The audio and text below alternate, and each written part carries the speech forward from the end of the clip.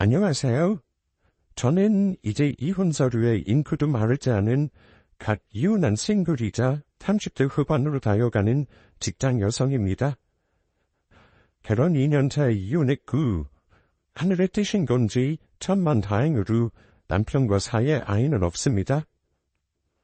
34이라는 늦었다면 늦은 나이에 나름 좋은 사람 찾았다 믿고 결혼했는데 왜 하필 그런 게 좀 차였는지 저도 나이를 헛먹었나 봅니다. 연애 기간이 짧지도 않았는데 왜 결혼 전에는 전 남편의 실체를 몰랐을까요? 아마 많은 이혼하신 분들이 저와 같은 후회를 하시는 분들 많을 걸로 알아요. 이혼은 당연히 배우자에게 유책 사유가 있었어요. 탄간녀와 바람난 남편 때문에 이혼했죠. 연애할 때는 다정하기만 했던 남자가 결혼하자마자 탄간녀도 만들고 그럴 줄은 몰랐어요. 저와는 멀고만 이야기라고 생각했는데 제 일이 되니까 이런 일이 남의 일만은 아니라는 거. 그리고 간질에서 다들 말을 안 해서 그렇지 꽤나 흔한 이름을 알았습니다. 저는 다른 건 몰라도 남편이 바람이 나는 건 절대 용납할 수 없다고 결혼 전부터 누누이 말해왔어요. 그런데 하필 왜 제가 가장 용납이 안 되는 부분을 건드렸는지 모르겠습니다.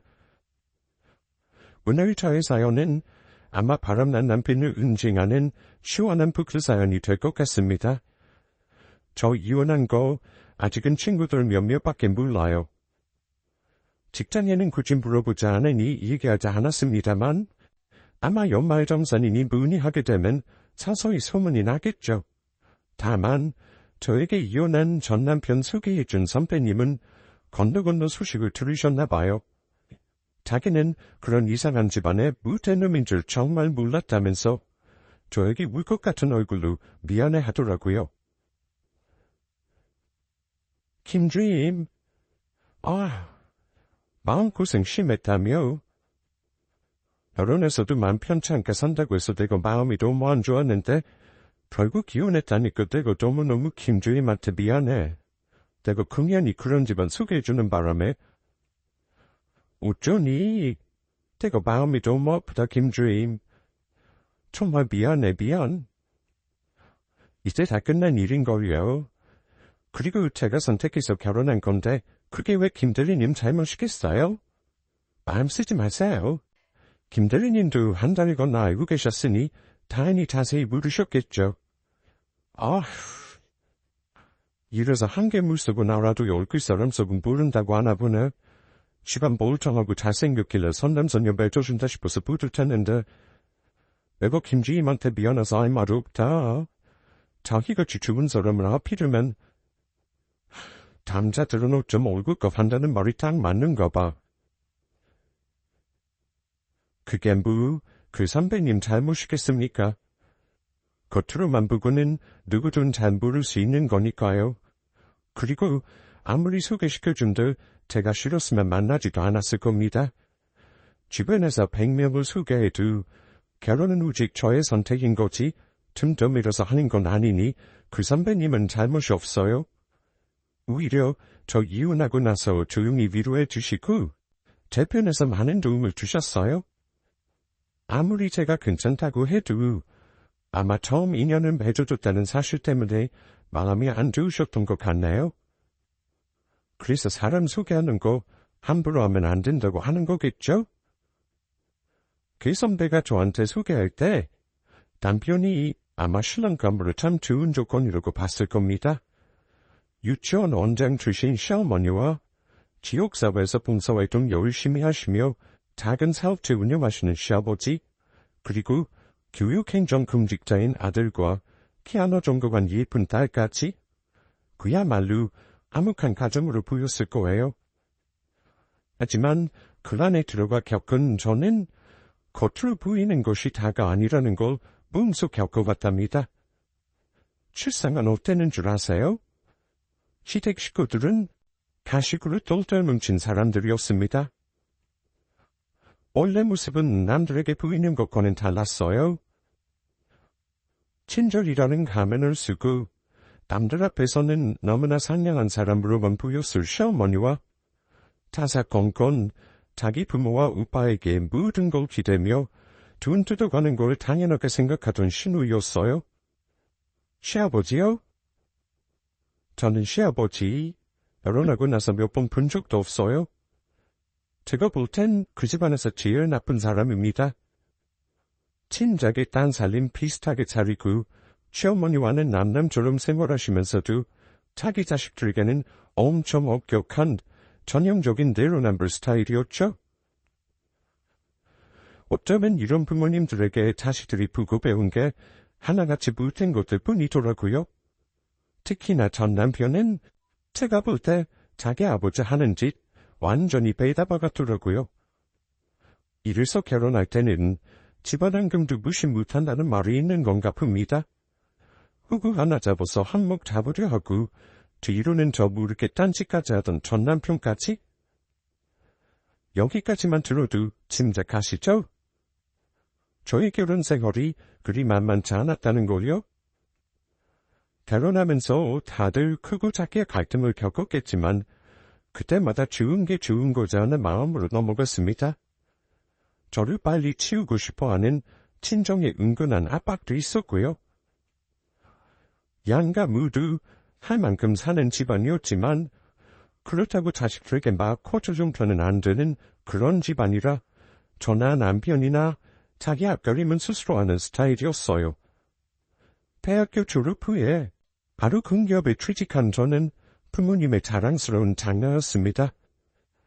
남편은 대학교 행정실에서 근무합니다. 어느 대학인지 말하면 그 대학교의 이미지가 실추되는 일이라 말을 참아 하지 못하는 점은 이해해 주시기 바랍니다. 남편과 연애는 2년 정도 했고요. 퉁갑이라 말도 퉁하고 관심사가 비슷해서 싸울 일 없고 참 좋다 생각했는데 아무래도 제가 나이가 있다 보니까 시댁에서는 저 인사로 갔을 때 여자 나이가 많다는 걸 은근히 얘기하면서 자기 아들이 아깝다는 뜻을 내비쳤습니다. 특히 이 집안은 시어머니와 시누이 둘이 끔찍히 잘 맞더라고요. 근데 새아가 또 이 집에서는 결혼이 급하신가 봐.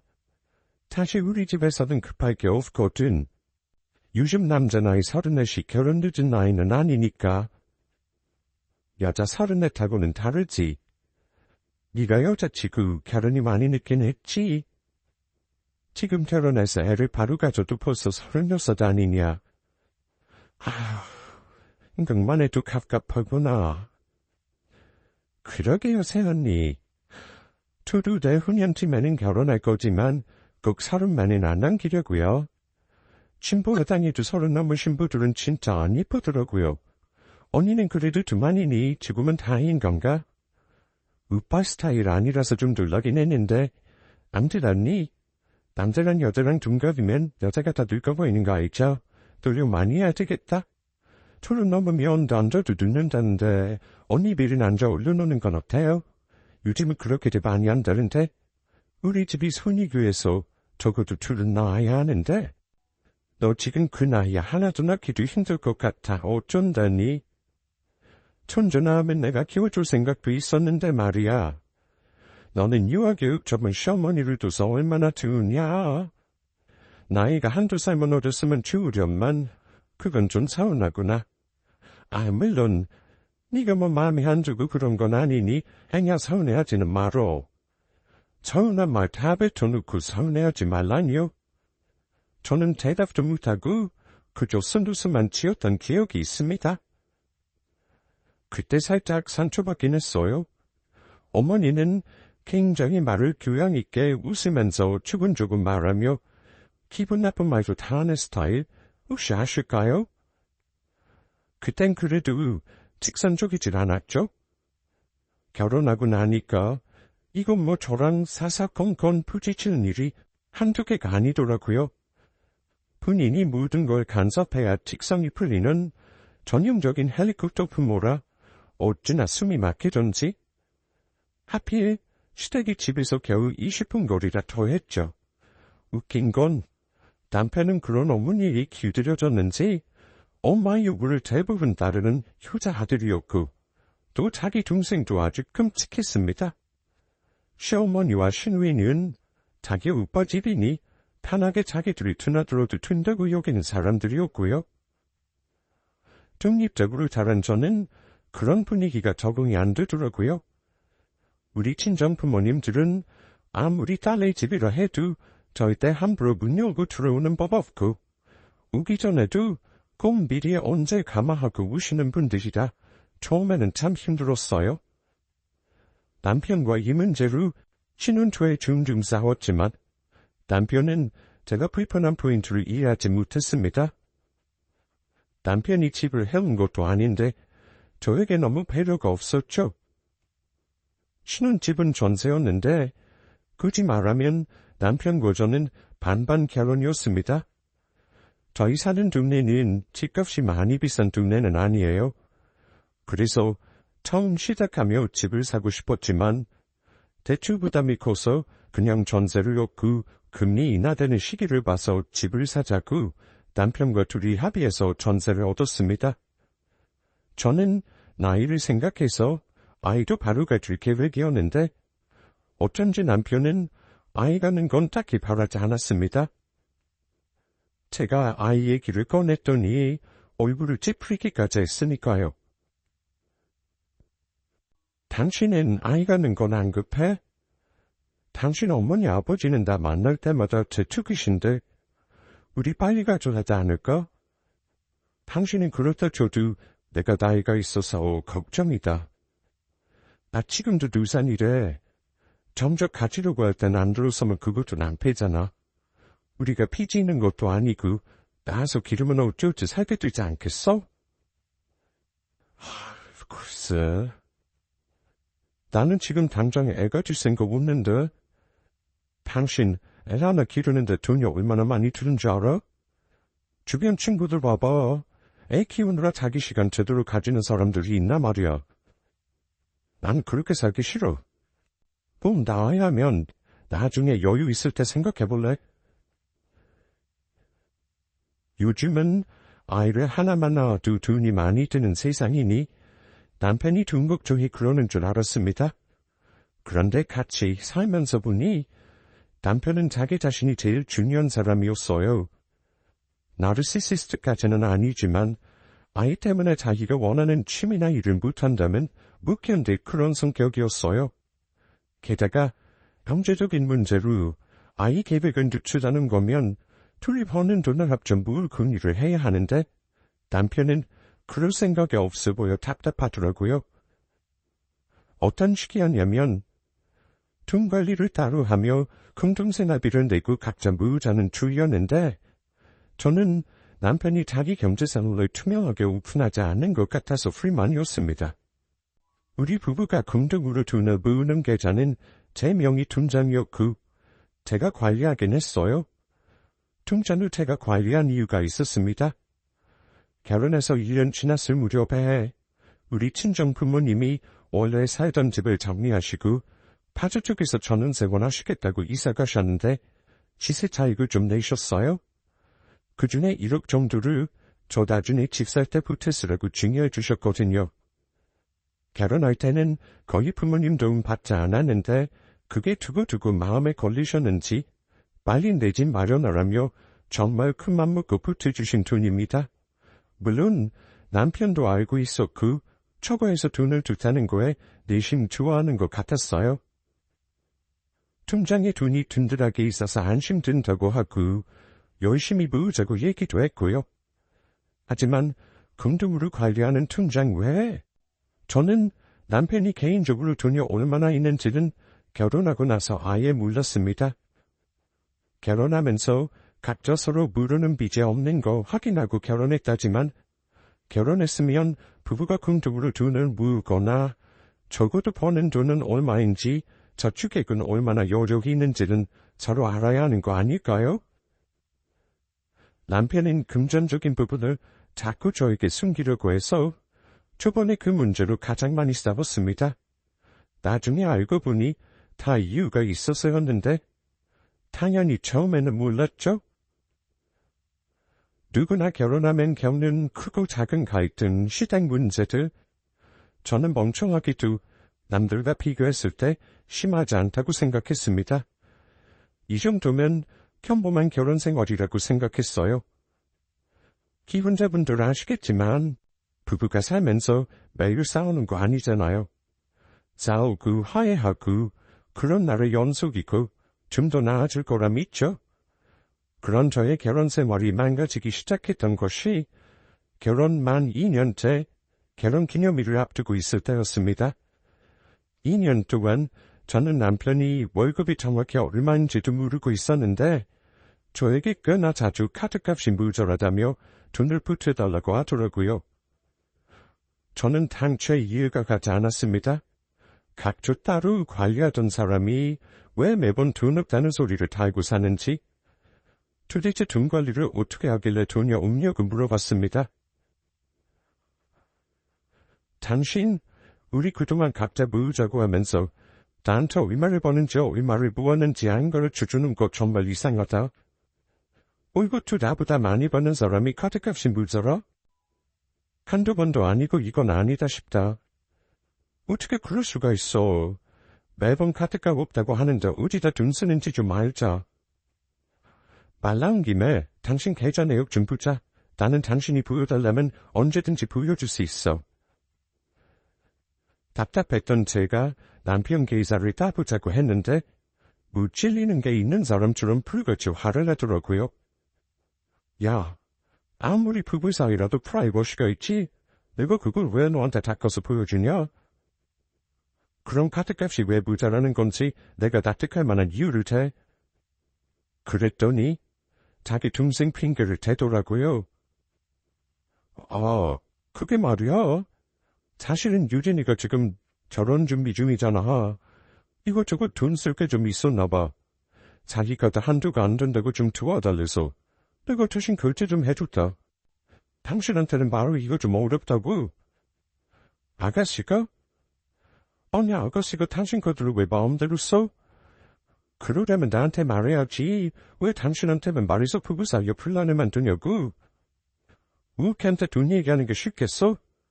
당신이 또 좀 깐깐한 사람이냐고. 나 동생 결혼할 때 돈도 보태줘야 하는데 진짜 나한테 쓰는 돈 하나도 없이 모으고 있는데도 이렇게 투덜린다. 당신이 이해 좀 해줘. 나중에 신우이에게 확인해보니까 그때는 남편이 거짓말인 건 아니더라고요. 제가 신우에게 부탁했어요. 앞으로 돈 문제 부탁하려면 저에게 먼저 말해달라고요. 아가씨, 그럼 이제껏 그이가 돈 없다고 말했을 때마다 혹시 아가씨한테 돈 빌려준 거였어요? 솔직히 말해줘요, 아가씨. 저랑 오빠가 부부인데 저도 알아야 하는 거잖아요. 앞으로 혹시 돈 문제로 부탁할 일 있으면 오빠랑 둘이서만 의논하지 말고 꼭 저한테도 얘기해주세요, 아가씨. 언니, 지금 나한테 오빠가 푼돈 좀 보태줬다고 따지는 거예요? 아니 나는 오빠가 쓰라고 큰소리 치면서 주길래 괜찮은 줄 알았죠. 언니도 능력 있고 오빠도 돈 벌고 아직 애도 없으니 돈 나갈 거 없다면서 걱정 말라길래. 언니가 오빠 돈 단속하는 것 같아서 괜히 기분 나쁘네요? 신우이가 기분 나빠하길래 더는 말하지 않았지만 정작 그 상황에서 기분 나쁠 사람이 신우인가요? 기분이 나빠도 내가 더 기분이 나쁠 일인데 제가 마치 의좋은 남매를 갈라치게 하려는 사람이 된 듯해서 기분이 안 좋더라고요. 남편이 신우이에게 좀 모르게 돈을 주었던 문제는 이렇게 일단락을 지었습니다. 그런데 저는 나중에 알았습니다. 남편이 아이를 그다지 가지고 싶지 않다고 했던 것, 돈 관리를 각자 하자고 하면서 늘 돈이 없다고 쩔쩔매던 것이 다른 이유도 있었다는 걸요. 그게 설마니 여자 문제일 줄은 전혀 몰랐어요. 왜냐면 남편은 현실적인 사람이었고 자기 집의 효자였지만 적어도 저를 속일 사람은 아니라고 생각했거든요. 판도라의 상자를 열면 안 된다는 게 이런 거였을까요? 저는 남편에 대한 믿음이 있었기에 저로 휴대폰을 본 적이 없었습니다.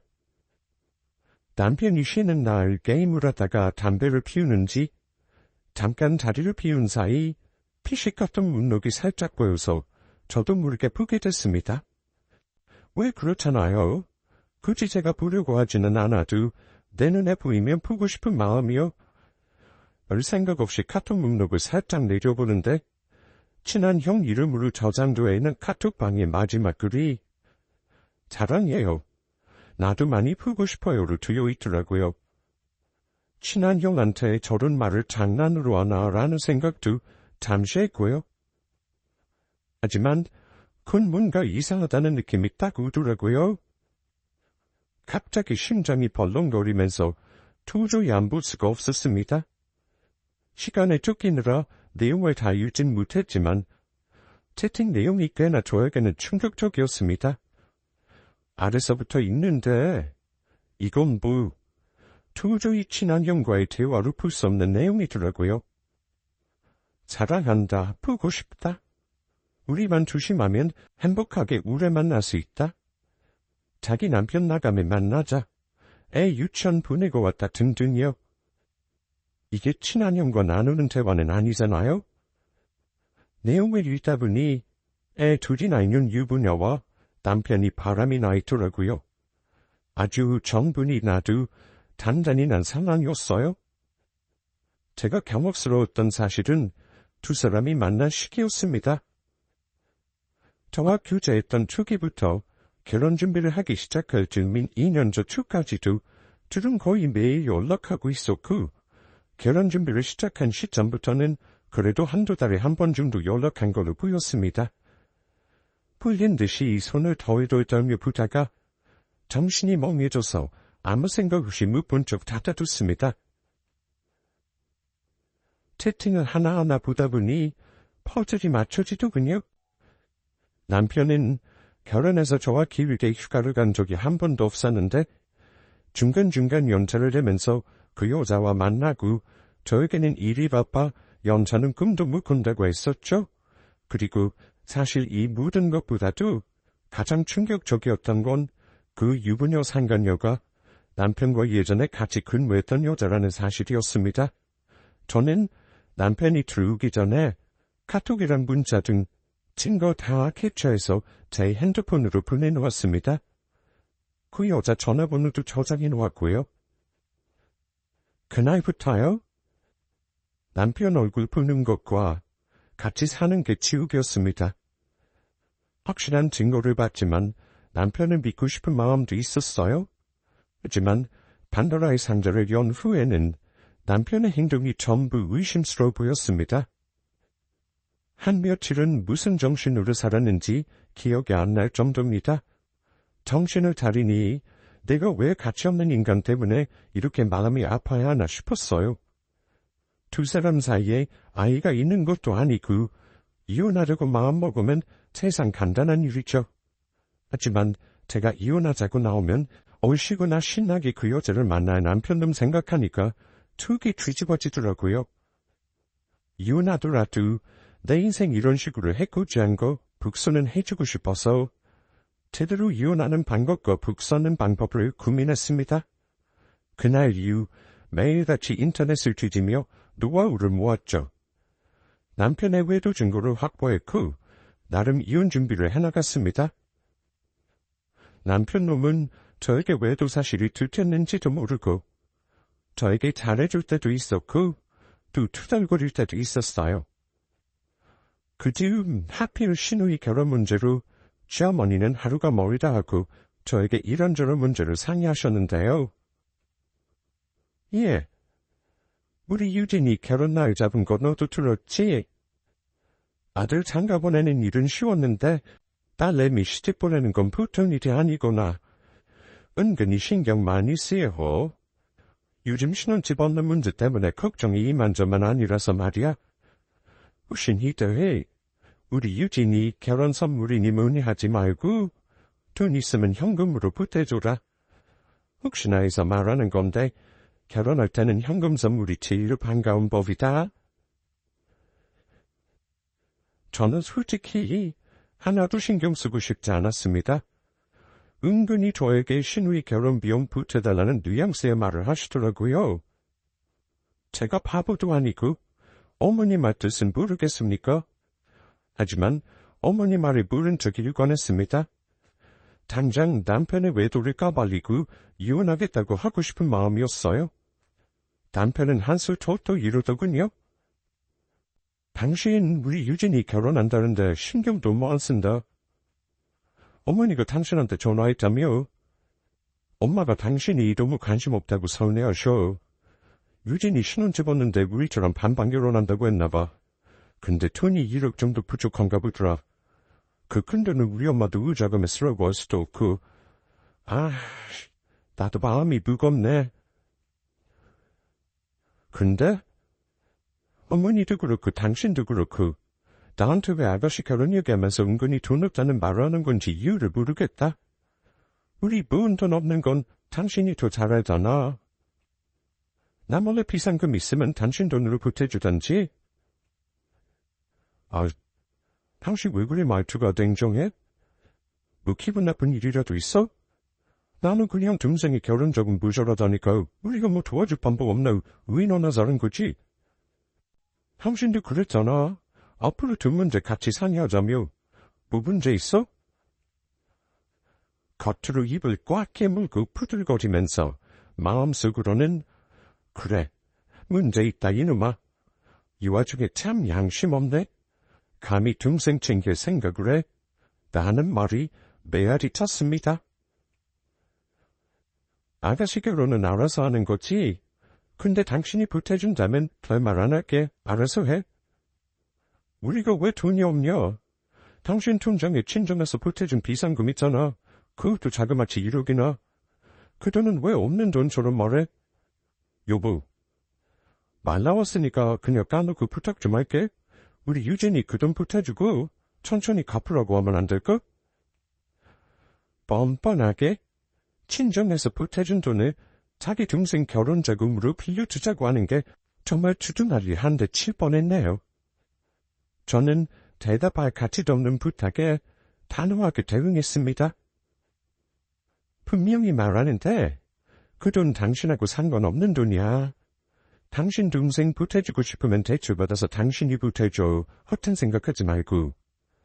사람 한참 모르는 일인데 당신 지금 동생 걱정할 때가 아니라는 것만 알아두라. 뭐? 싫으면 싫은 거지. 그건 또 무슨 말인데. 내가 뭐, 한치 앞에 뭘 모른다는 건데. 제가 의미심장한 말을 하자 남편은 발끈해서 되물으면서도 눈빛이 흔들리더라고요. 도둑이 태발털인 거죠. 남편이 뻔뻔하게 내 돈을 탐내는 거 보면서 속으로 무슨 생각했냐면요. 그래, 조금만 기다려라. 아주 박살을 내줄 테니. 하고 겨루고 있었습니다. 저는 이혼 준비를 하면서 절대 나를 속인 두 사람을 그냥 놔둘 생각은 없었습니다. 창간유가 어디서 사는 년인지, 지금 일하는 곳은 어딘지 당연히 뒤조사했죠. 그 여자는 단 내 남편을 즐기는 용도로 만나더라고요. 고래 과시욕은 있어서 SNS 두근 뒤지니 그 여자 남편이 무슨 회사를 다니는지도 알게 되더라고요.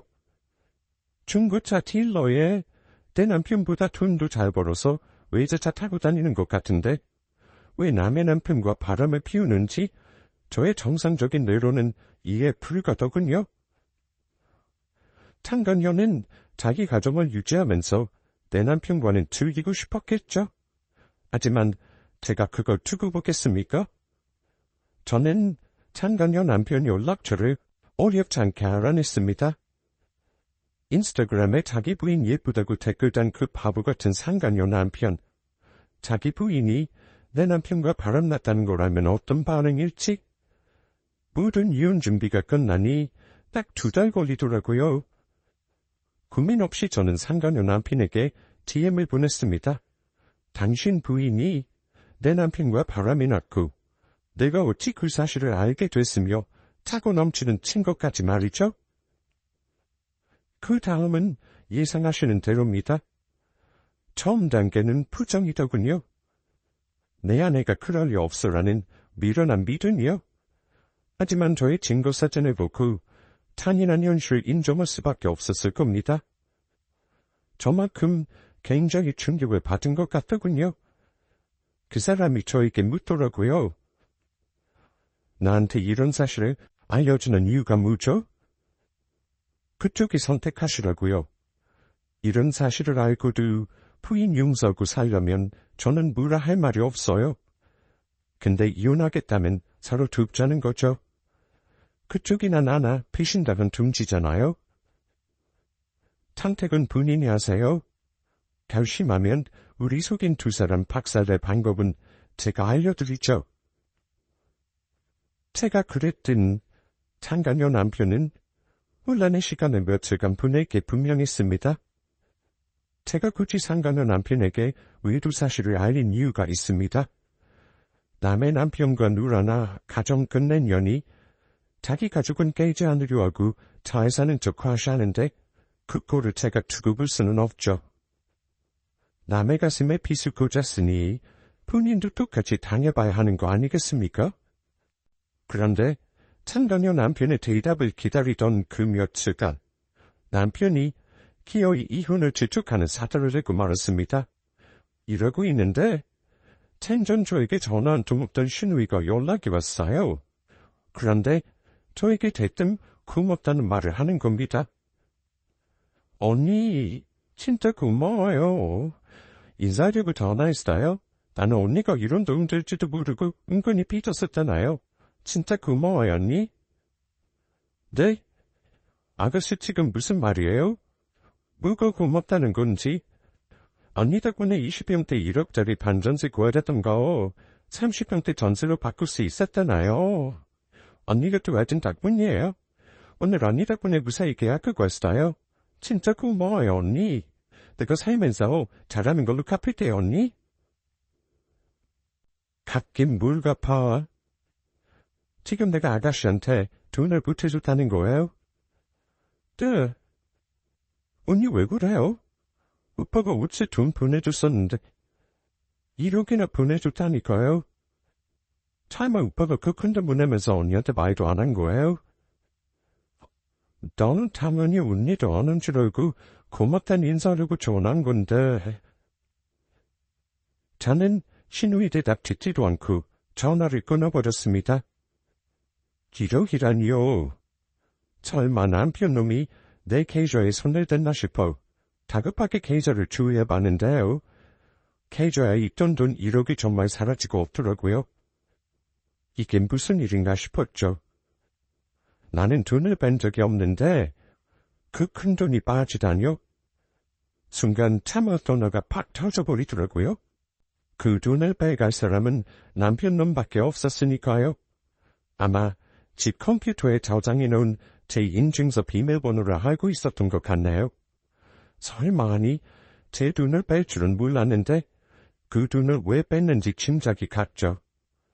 저는 회사에 반차까지 내고 부랴부랴 집으로 왔습니다. 오면서 제정신이 아니었죠. 그때 마침 창간녀 남편에게 같이 복수하자는 문자가 막 도착했는데 저는 그 복수의 날을 바로 그날로 하기로 결심했습니다. 그래서 창간녀 남편에게 전화해 저의 계획을 문자로 간단히 발송했습니다. 그리고 꼭 내 말대로 해달라고 부탁했어요. 뭐든 하겠다는 답장을 보니 아마 며칠간 마음고생을 많이 한 듯 그 사람의 분노가 고스란히 느껴졌습니다. 집에 가는 길에 남편에게 전화했어요. 그리고 한바탕 난리를 쳤습니다. 당신 내 통장에서 돈 빼서 아가씨 줬니? 네 동생한테 내 돈 1억 빼서 준 거 맞냐고. 너 당장 집으로 튀어와. 여보, 돈 빠져나간 거 알았어? 내가 안 그래도 오늘 말하려고 했다. 유진이가 돈이 급하다고 하니까 어쩔 수 없었어. 내가 집에 가서 다 설명할게. 그 돈 다른 데 쓰지 않고 동생 쪽 보증금이야. 나중에 그대로 빼줄 수 있으니까 걱정 말라니까. 당신 이거 어머니 도둑질이야. 인증서 비밀번호는 대체 어떻게 알아낸 거야? 그런 돈을 내 통장에 꽂아놔. 안 그러면 당신 바로 감옥 보내버릴 테니까. 여보, 일단 진정하고 말로 하자. 내가 지금 바로 집으로 갈게. 가서 대화로 풀자, 대화로. 대화 좋아하네. 오늘 당신 제사 날인 줄이 알아. 제가 집에 도착하니 20분도 안 되어 남편이 튀어오더라고요. 저는 서리봉투에 부은 증거물과 소장을 넣어놓고는 앉아 있었죠. 눈치를 슬금슬금 보며 제 앞에 와서는 뚫린 입이라고 이러더군요. 여보, 화 많이 났어? 그 돈 어디 도망가는 돈 아니니까 일단은 화 풀고 내 말 좀 들어봐, 어? 글쎄, 나는 돈도 돈이지만 당신이라는 사람이 못 믿겠다. 너 유부녀하고 만나고 다녔더라? 자, 이거나 보고 어디 한번 할 말 있으면 해보지 그래. 대화? 너 같은 짐승 같은 놈하고 내가 무슨 대화를 해야 할까? 제가 던진 서류 봉투를 열어보더니만 남편이 손까지 벌벌 떨더라고요. 저런 심약해 빠진 놈이 물에 무슨 바람까지 피우고 돈을 뺏어 동생에게 보내는 어이없는 짓을 하나 싶었습니다. 당신 이거 언제부터 한 건데 알면서 모른 척한 거야? 근데 여보, 감명 같지만 내 말 좀 들어주면 안 될까? 내가 하나님을 믿지는 않는데 너 같은 놈이랑 살지 말라고 오늘같이 뭔가 딱딱 맞아떨어지는 기회에 나를 주셨나 봐. 나한테 시답다는 변명은 됐고 어디 네가 나 말고 이 사람 앞에서도 입 열 수 있나 보자. 기다려봐. 누가 우리 집에 지금 거의 다 왔다니까. 뭐? 여보, 누군데 그래? 설마 당신 치사하게 삼자대면 같은 거 하려고 그 여자 푸는 거 아니지? 나 정리할 거야, 여보. 어차피 그 여자도 나랑 엔조이지 자기가 좀 깰 생각 없는 여자라니까? 그때 마침 울리는 초인종 소리에 저는 문을 열어줬는데요. 찾아온 사람을 보고 남편은 놀라다 못해 갑자기 후다닥 일어나 집을 빠져나가려고 하더군요. 그때 우리 집에 찾아온 사람이 도망가려는 남편놈의 트위터의미를 잡았습니다. 어딜 도망가 이 자식아. 오늘 너 나랑 끝장 한번 내보자. 네가 내 마누라랑 놀아난 놈이냐? 너 오늘 내가 죽이려고 하는데 마음이 바뀌었어. 내가 인간 같지도 않은 너 죽이고 감옥 가서 네 인생 망칠 수는 없지. 너 오늘 내 손에 딱 반 죽을 때까지 한번 맞아봐라. 이거 나요, 영씨. 이거 호면이 범죄야, 범죄? 말로 해야지 누가 누굴 반을 죽여. 이거 안 넣으면 일일이 신고합니다. 여보, 당신 보고만 있을 거야. 나 아직 당신 남편이야. 나 만나고 볼 거냐고. 내가 저 사람이었으면 감옥 가는 한이 있어도 너 벌써 죽였어. 알아? 너는 우리 가정만 깬 게 아니라 저 사람 가정도 바탕난 놈이야. 게다가 오늘 죄목 하나 추가됐네. 내 돈까지 도둑질했잖아. 어디 저 사람 말대로 오늘 반 죽어봐. 그래도 네 잘못 절대 못 깨닫겠지만. 애초에 남편과 상간녀 남편과의 몸싸움 상대가 안 되더라고요. 춤만 컸지 운동이라고는 안 해서 비리비리한 남편놈은 몸 좋고 황소같이 생긴 상간녀 남편에게 그날 흠씬 두들겨 맞았습니다. 어떠한 경우라도 폭력은 안 된다는 말은 하지 말아주세요. 남편놈은 지은 죄가 있으니 두들겨 맞고도 신고는 못하더군요. 내가 이걸로 끝낼 줄 안다면 우산이야. 이것 불안한데 마누라랑도 얼굴 붙들고 해줄 테니 각오해. 오늘이 끝이 아니라 시작이다 이놈아. 출제 와이프 잘 얻은 줄 모르고 남의 여자랑 dur아나기라고 말이야. 너 같은 놈한테는 배가 여기다 이 자식아. 오늘 나한테 딱 죽기 전까지만 맞죠? 저는 남편이 두들겨 맞는 동안 창간녀에게 문자 한 줄과 맞아터지고 있는 남편놈 사진을 보냈습니다. 유부녀인 너랑 뒹구는 쓰레기란 방금 좀 났어. 세상에 비밀 없는 거 알지? 내가 확 들어서 네 남편 여기로 오라고 했으니까 앞으로 네 남편이랑 이혼하고 어디 한번 내가 버린 쓰레기랑 잘 만나봐. 그리고 내 인생 구제해줘서 고마워. 문자를 보냈지만 창간녀로부터 답장은 없었습니다. 분이 남편이 우리 집에서 내연남을 두들겨 패는 걸 보면 과연 기분이 어떨지 가슴이 쿵 떨어지고 이제 다 망했다는 기분을 느끼게 해주고 싶었어요. 남편놈은 얼굴 빼고 온몸에다 두들겨 맞고 헉헉거리며 엎드려 있었고 화풀이를 다 했는지 창간녀 남편이 그러더라고요. 내가 그 종목까지 다 때려줬는데 어떻습니까? 원하면 더 때려줄까요? 그만하면 된 것 같나요? 그나저나 어쩌실 건가요? 이혼하실 거면 제가 준비해놓은 자료 드릴게요. 이혼 소송만 하지 말고 저 인간한테 꼭 상간남 소송하세요. 꼭 소송하면서 궁금한 거 있으면 연락하셔도 되고요. 내가 하고 싶은 말은 그게 다예요. 창간녀 남편은 내 말을 대답은 하지 않았지만 아마 결심한 듯 보였습니다.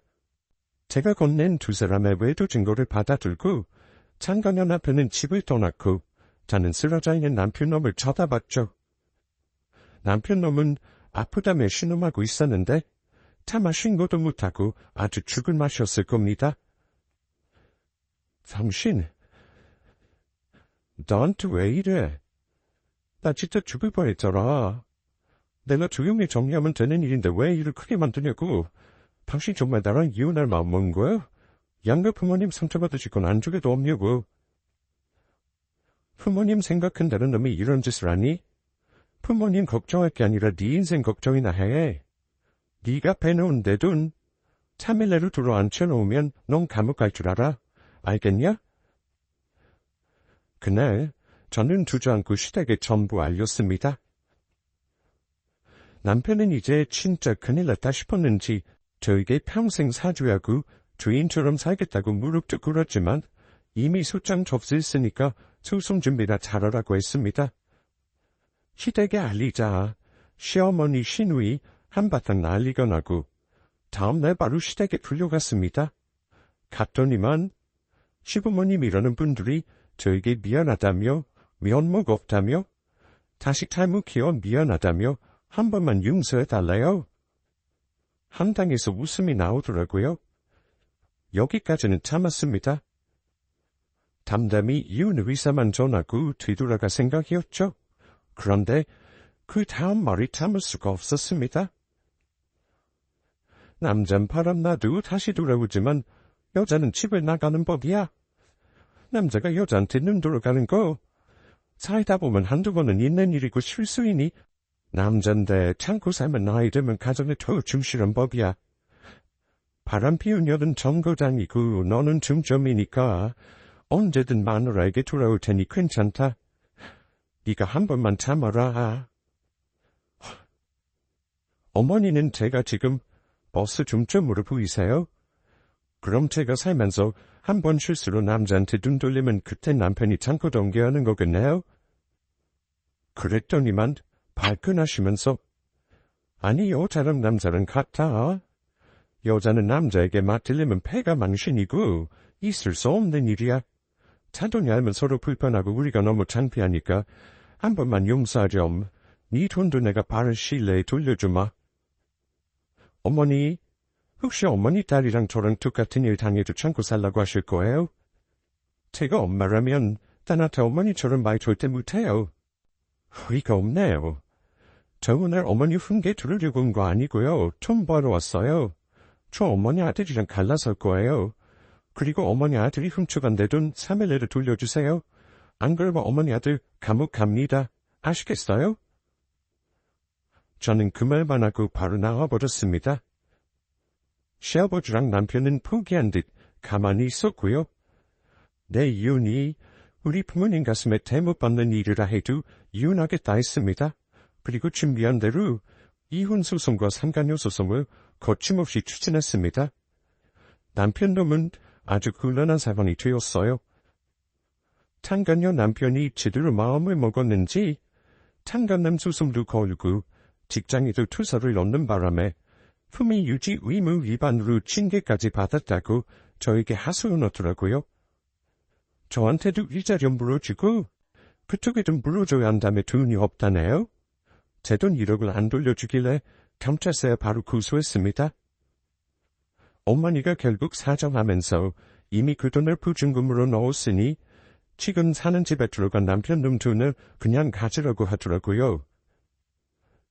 뭐 융통성 있게 어머니 말대로 해도 되는 건데 최대한 우리 구선을 좀 시키고 싶어서 고소 취하지 않고 경찰서에 왔다 갔다 하게 만들었습니다.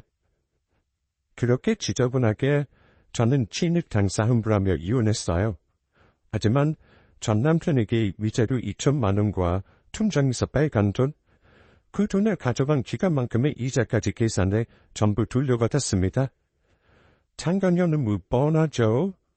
남편하고 이혼했다고 전해 들었네요. 저한테 위자료 1,500만 원 하느라 아마 피통 좀 쌌겠죠? 기본적으로 바람 피우는 인간들은 도덕성이 결여된 사람들이라 그 근육을 치르고도 절대 반성하지 않았을 거라 생각해요. 곱게 바람 피우고 안 들켰다면 참 좋은데 심포들이 못해 먹은 경우가 많아서 돈 줄 때 어찌나 아까워든지요. 본인들 한 짓이 어떤 짓인 줄 끝까지 물으더라고요. 이제 대충 주변 정리 끝낸 상황이지만 이렇게 사연을 보내면서 더 정리가 되는 기분이네요.